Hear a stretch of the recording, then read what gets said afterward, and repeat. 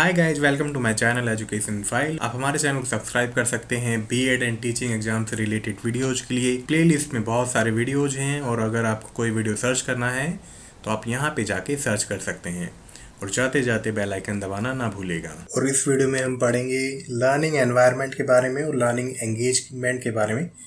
तो बहुत सिंपल से टॉपिक है, नाम से ही पता लग जाता है कि किसके बारे में बात हो रही है। ठीक है, तो ये पर्टिकुलर टॉपिक है लर्निंग एंड टीचिंग में। तो जिसके भी बीएड में लर्निंग टीचिंग सब्जेक्ट में ये टॉपिक है वो ये वीडियो देख सकते हो। अगर आप किसी और कोर्स से भी हो तब भी ये वीडियो देख सकते हो। ठीक है, तो जल्दी से देखते हैं। चलो, तो सिंपली देखो, लर्निंग एनवायरनमेंट बेसिकली है क्या?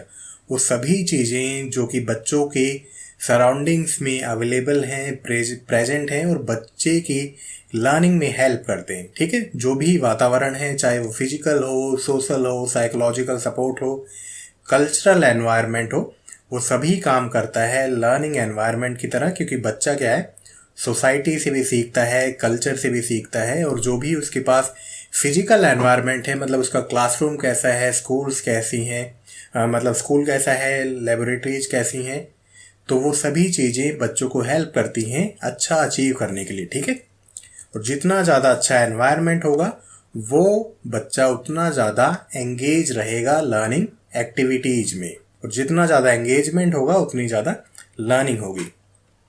तो लर्निंग एनवायरनमेंट और किससे रिलेट करता है? जो भी रिसोर्सेस हैं स्कूल में, चाहे वो आईसीटी टूल्स हों, इंफॉर्मेशन कम्युनिकेशन टेक्नोलॉजिकल टूल्स हों, आजकल तो बहुत ही ज़्यादा एडवांस होते जा रही हैं, और जो भी पढ़ाई है मोस्टली इन्हीं तरीक़ों से ज़्यादा होने लगी है। जो भी टीचर्स हैं, जो भी स्टूडेंट्स हैं, जो भी पीयर्स हैं, मतलब क्लासमेट्स हैं, वो भी एनवायरनमेंट का ही काम करते हैं। जो भी एडमिनिस्ट्रेशंस के लोग हैं वो भी एनवायरनमेंट का काम करते हैं।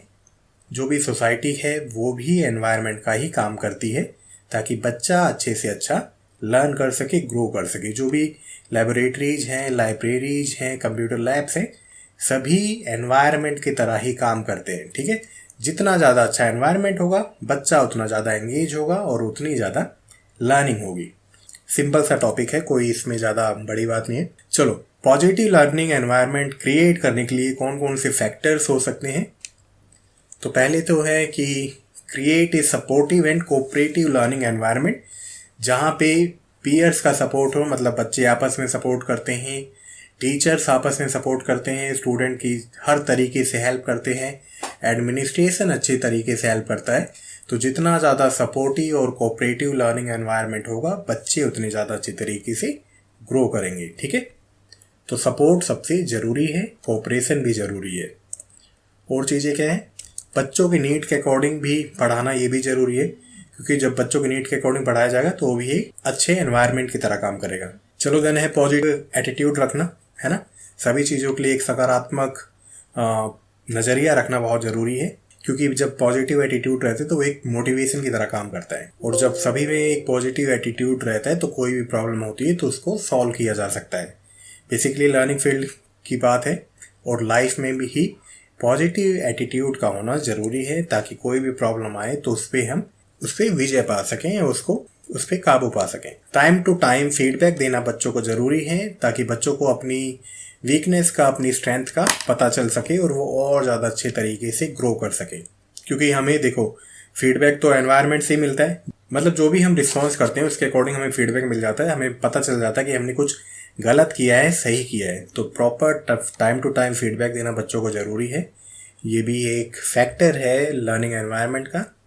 रिवॉर्ड या रीइंफोर्समेंट देना, अगर बच्चा कुछ अच्छे काम करता है तो उसको रिवॉर्ड देना, बुरे काम करता है तो उसको बताना, उसको पनिश करना अगर बहुत ही बुरा काम है। क्योंकि हम सोसाइटी से भी सीखते हैं, सोशल लर्निंग करते हैं।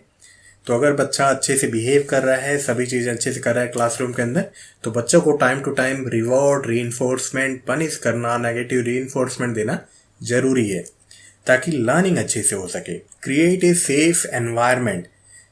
तो सेफ एनवायरनमेंट में क्या है, फिजिकली बच्चे सेफ रहें, मेंटली सेफ रहें। जब बच्चे सेफ रहेंगे तो वो वातावरण सबसे अच्छा है ना। क्योंकि देखो, जब घर के चारों तरफ अच्छे से दीवार रहती तो हम कुछ भी काम अच्छे से घर में कर सकते हैं। तो वही बातें लागू होती लर्नर पे।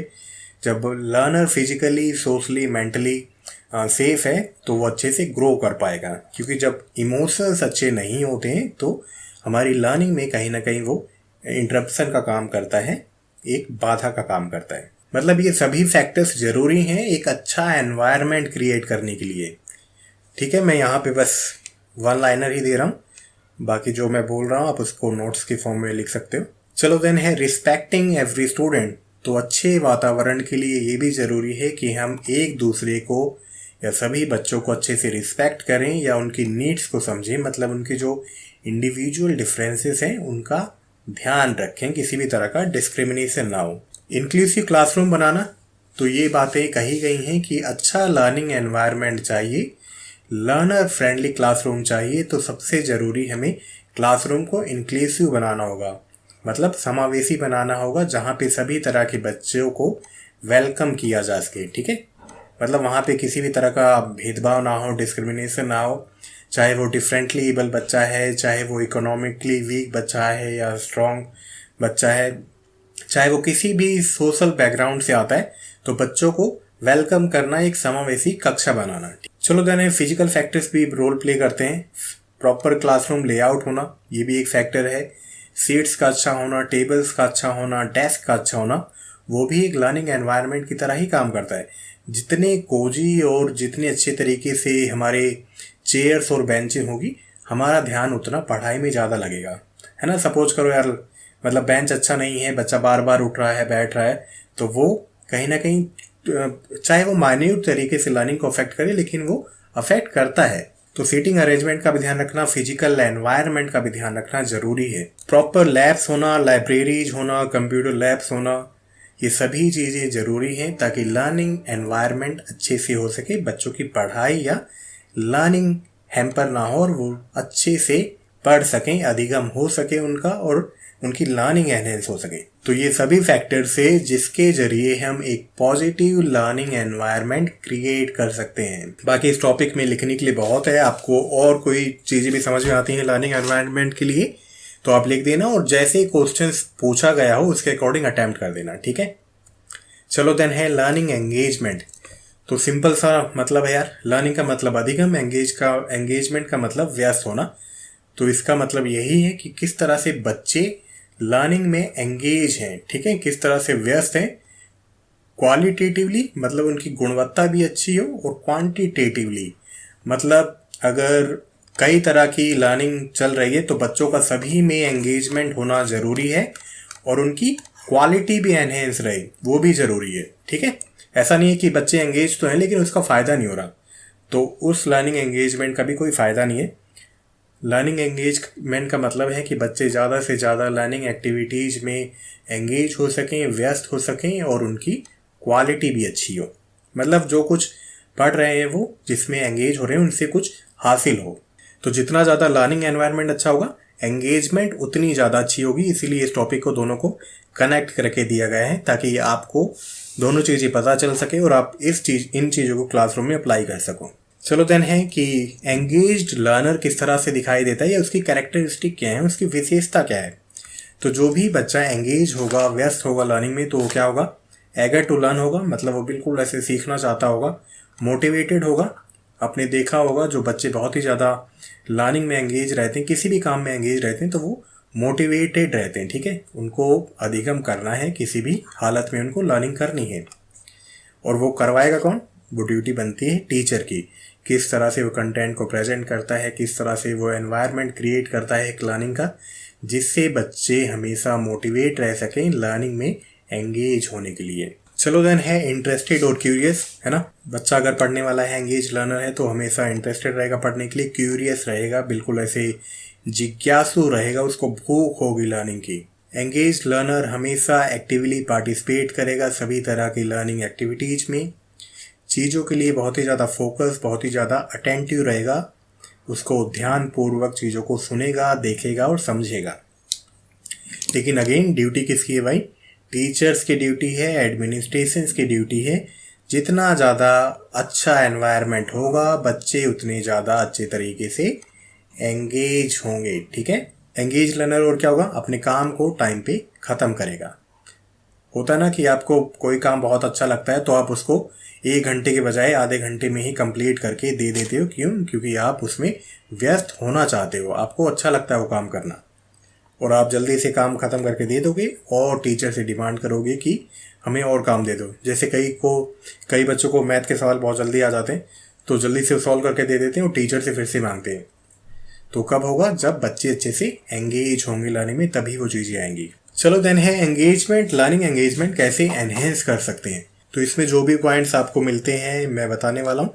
बाकी आपके खुद के जो भी विचार हों आप वो भी लिख सकते हो कि किस तरह से आप अपने अकॉर्डिंग बच्चों को ज़्यादा एंगेज कर सकते हो लर्निंग में। पहला पॉइंट तो यही है कि बच्चों को कॉग्निटिव लेवल पे, अफेक्टिव लेवल पे, साइकोमोटर डोमेन लेवल पे बच्चों को अफेक्ट करना, बच्चों को इस तरह से पढ़ाना कि उनकी cognitive, affective and psychomotor domain अच्छे से अफेक्ट हो सके। ठीक है, क्योंकि जब ये चीज़ें अफेक्ट होंगी तो लर्निंग अच्छे से होती है, बच्चा अच्छे से किसी भी एक्टिविटी में एंगेज होता है। तो ब्लूम्स टैक्सोनॉमी इसलिए पढ़ाई जाती है बीएड कोर्सेज में। लर्निंग प्रोसेस को या लर्निंग जो भी कंटेंट है उसको एज अप्रोप्रिएट बनाना, ये या जो भी क्लासरूम है उसके अकॉर्डिंग बनाना। ठीक है, जैसे बच्चों का जो भी कंटेंट होता है उसमें इमेजेस बहुत होती हैं, स्टोरी के फॉर्म में कंटेंट दिया जाता है, तो इस तरह से कंटेंट को प्रेजेंट करना कि बच्चे उसमें एंगेज हो जाएं और लर्निंग अच्छे से हो सके। जैसे आप लोग अभी बड़े हो गए हो तो हमें मोस्टली को विजुअल लर्निंग का ज़्यादा एक्सपीरियंस हो गया, तो कंटेंट को इस तरह से प्रेजेंट करना कि बच्चे उसमें ज़्यादा से ज़्यादा तरीके से एंगेज हो सकें, लर्निंग अच्छे से हो सके। चलो देन है सेम पैटर्न फॉलो करना कई बार बहुत ज़्यादा बोरिंग हो जाता है, तो टाइम टू टाइम उसमें वेरिएशन लाना बहुत ही ज़्यादा ज़रूरी है ताकि हमारा इंटरेस्ट एंड मोटिवेशन अच्छे से क्रिएट हो सके। क्योंकि सेम पैटर्न फॉलो करते रहते हैं तो बहुत ही ज़्यादा मोनोटोनस से लाइफ हो जाती है, तो बीच बीच में एक्टिविटीज कराना ज़रूरी है ताकि बच्चे उसके अकॉर्डिंग क्यूरियस हो सकें कि भाई नई चीज़ क्या होने वाली है, और उसी के अकॉर्डिंग फिर बच्चे ज़्यादा एंगेज होते हैं। क्योंकि बच्चों को लगता है कि भाई कोई नई एक्टिविटी होने वाली है और वो पहले से ज़्यादा क्यूरियस हो जाते हैं। कंटेंट शुड बी इंटरेस्टिंग, ये भी सही है कि इस तरह से प्रेजेंट करना कंटेंट को कि वो इंटरेस्टिंग लगे। ठीक है, आपको कोई साइंस का ही टॉपिक बताना है लेकिन उसको ऐसे बताओ कि वो बहुत ही ज़्यादा इंटरेस्टिंग फॉर्म में लगे। हिंदी में कुछ बताना है, इंग्लिश में कुछ बताना है, तो उसको थोड़ा इंटरेस्टिंग बना दो। बच्चों की डाइवर्जेंट थिंकिंग को एनहेंस करना। ठीक है, क्योंकि बच्चों से जब ओपन एंडेड क्वेश्चन पूछे जाएंगे तो बच्चा अलग अलग दिशा में सोच सकेगा कि भाई पर्टिकुलर नॉलेज का, पर्टिकुलर स्किल का क्या यूज हो सकता है। तो बच्चा जब इस तरीके से सोचेगा तो वो खुद से ही लर्निंग एक्टिविटीज़ में एंगेज हो सकेगा। ठीक है, और उसकी एकेडमिक लर्निंग इंक्रीज हो जाएगी। क्लियर है? मतलब आपसे कोई पूछता है कि भाई पीपीटी को आप कहाँ कहाँ यूज कर सकते हो, तो आप सोचोगे, आप दिमाग लगाओगे कि कहाँ कहाँ यूज कर सकते हो, तो आप उस चीज़ में एंगेज हो गए हो। ठीक है, आपका दिमाग एंगेज हो गया है। अब सारी चीज़ें ना याद रहें लेकिन कुछ चीज़ें आपको उस टॉपिक से ज़रूर याद रहेंगी। तो बेसिकली हमें क्या बढ़ाना है? एंगेजमेंट बढ़ाना है ताकि लर्निंग अच्छे से हो सके। चलो देन है लर्निंग बाय डूइंग या एक्सपीरियंशियल मोड ऑफ लर्निंग या प्रैक्टिकल लर्निंग करवाना। क्योंकि जब प्रैक्टिकल लर्निंग होती है तो बच्चे उसमें अपने आप ही एंगेज रहते हैं, है ना। प्रैक्टिकल्स बच्चों को बहुत ज़्यादा अच्छे लगते हैं या कोई भी प्रैक्टिकल एक्टिविटीज़ अच्छी ही लगती है। तो ज़्यादा से ज़्यादा जहाँ पे अप्लीकेबल है प्रैक्टिकल लर्निंग या लर्निंग बाय डूइंग तो वो हमें करवानी चाहिए, क्योंकि प्रैक्टिकल लर्निंग से बच्चे बहुत ज़्यादा एंगेज हो सकते हैं और लर्निंग एनहेंस होती है क्योंकि बच्चे वहाँ पे एक्सपीरियंस कर रहे हैं लर्निंग को। और जब भी कोई चीज़ एक्सपीरियंस करी जाती है तो वो लंबे टाइम तक हमें याद रहती है। चलो देन है use of reinforcement reward time to time. तो एंगेजमेंट ऐसे भी बढ़ सकता है कि बच्चों ने कुछ अच्छा किया उसको रिवॉर्ड दे दो तो बच्चों का आगे भी अच्छा काम करने का मन करेगा। ठीक है, उससे भी एंगेजमेंट इंक्रीज होती है। बाकी आपकी खुद के भी जो भी विचार हो कि आप किस तरह से क्लासरूम में एंगेजमेंट बढ़ा सकते हो, लर्निंग एंगेजमेंट बच्चों की और ज़्यादा कर सकते हो, आप वो पॉइंट लिख देना। और जिस तरह से क्वेश्चन की डिमांड है प्लीज़ उसके अकॉर्डिंग अटेम्प्ट कर देना। ठीक है, तो इस टॉपिक में इतना ही था। आई होप आपको समझ में आ गया होगा। मिलते हैं नेक्स्ट वीडियो में। Till then bye bye, take care.